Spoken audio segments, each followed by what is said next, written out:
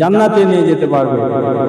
এইভাবে মুসলমানদের নাবালিগ বাচ্চা,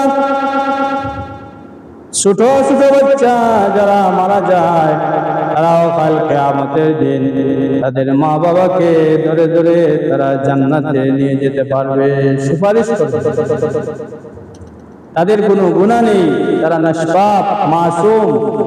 আল্লাহ রাব্বুল আলামিন বলবেন, হে শিশু বাচ্চারা, তোমাদের কোনো গুনাহ নাই, তোমরা নির্দ্বিধায় তোমরা জান্নাতে চলে যাও, তোমাদের জন্য কোনো হিসাব নাই, তোমাদের হিসাব নিকাশ নাই, তোমরা জান্নাতে চলে যাও।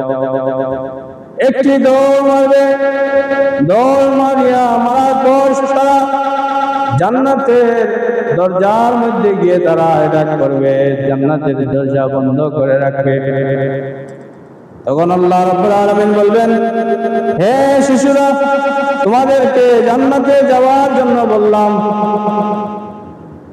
তোমরা জান্নাতে কেন যাও না? এই দরজার মধ্যে তোমরা কেন আটকে রেখেছ?